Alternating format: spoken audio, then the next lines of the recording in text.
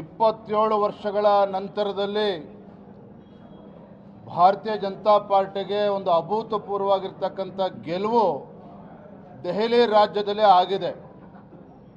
ಹಾಗಾಗಿ ಸಂದರ್ಭದಲ್ಲಿ ದೆಹಲಿಯ ನಮ್ಮ ಎಲ್ಲ ಪಕ್ಷದ ಮುಖಂಡರಿಗೆ, ಕಾರ್ಯಕರ್ತರಿಗೆ ಹಾಗೂ ಮತದಾರರಿಗೆ ಅಭಿನಂದನೆಯನ್ನು ನಾನು ಸಲ್ಲಿಸೋದಕ್ಕೆ ಇಚ್ಛಪಡ್ತೇನೆ.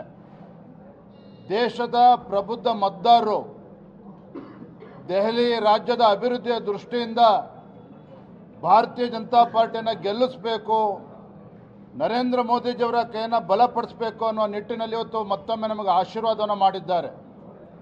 ಇದರ ಜೊತೆಗೆ ಯಾವ ಆಮ್ ಆದ್ಮಿ ಪಕ್ಷ ಭ್ರಷ್ಟಾಚಾರದ ವಿರುದ್ಧ ಆಂದೋಲನವನ್ನು ಮಾಡಿ ದೆಹಲಿ ರಾಜ್ಯದಲ್ಲಿ ಅಧಿಕಾರಕ್ಕೆ ಬಂದಿತ್ತು, ಅದರ ಆಮ್ ಆದ್ಮಿ ಪಾರ್ಟಿಯ ಅರವಿಂದ್ ಕೇಜ್ರಿವಾಲರ ಮುಖವಾಡ ಇವತ್ತು ಕಳಚಿ ಬಿದ್ದಿದೆ. ಸ್ವತಃ ಕೇಜ್ರಿವಾಲ್ ಅವರು ಕೂಡ ಹಿನ್ನಡೆಯನ್ನು ಅನುಭವಿಸ್ತಾ ಇದ್ದಾರೆ. ದೆಹಲಿ ರಾಜ್ಯದ ಮುಖ್ಯಮಂತ್ರಿಗಳು ಅತೀಶ್ ಅವರು ಕೂಡ ಇನ್ನೇನು ಸೋತಾಗಿದೆ. ಮನೀಶ್ ಸಿಸೋಡಿಯಾನು ಕೂಡ ಸೋಲ್ತಾ ಇದ್ದಾರೆ.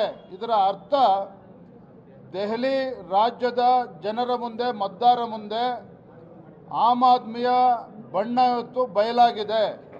ಇವರ ಬಣ್ಣ ಬಯಲಾಗಿದೆ. ಇವತ್ತು ಯಾವ ಕೇಜ್ರಿವಾಲ್ ಅವರು ಸ್ವತಃ Aam Aadmi party liquor gate ಸ್ಕ್ಯಾಂಡಲಲ್ಲಿ ಸಿಗಾಕೊಂಡು ಮಂತ್ರಿಗಳು ಜೈಲಿಗೆ ಹೋದರು, ಸ್ವತಃ ಅರವಿಂದ್ ಕೇಜ್ರಿವಾಲ್ ಅವರು ಜೈಲಿಗೆ ಹೋದರು, ಸಚಿವರು ಜೈಲಿಗೆ ಹೋದರು.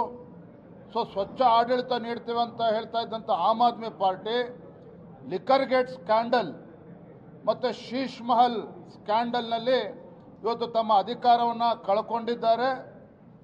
ಮತ್ತೊಮ್ಮೆ ದೆಹಲಿಯ ಪ್ರಬುದ್ಧ ಮತದಾರರು ಭಾರತೀಯ ಜನತಾ ಪಾರ್ಟಿಗೆ ಆಶೀರ್ವಾದ ಮಾಡಿದ್ದಾರೆ, ನರೇಂದ್ರ ಮೋದಿಜಿಯವರ ಕೈಯನ್ನು ಬಲಪಡಿಸಿದ್ದಾರೆ. ಹಾಗಾಗಿ ಮತ್ತೊಮ್ಮೆ ಎಲ್ಲ ದೆಹಲಿಯ ಮತದಾರರಿಗೆ ಮತ್ತು ನಮ್ಮ ಕಾರ್ಯಕರ್ತರಿಗೆ ಅಭಿನಂದನೆಯನ್ನು ನಾನು ಸಂದರ್ಭ ಸಲ್ಲಿಸ್ತಾ ಇದ್ದೇನೆ.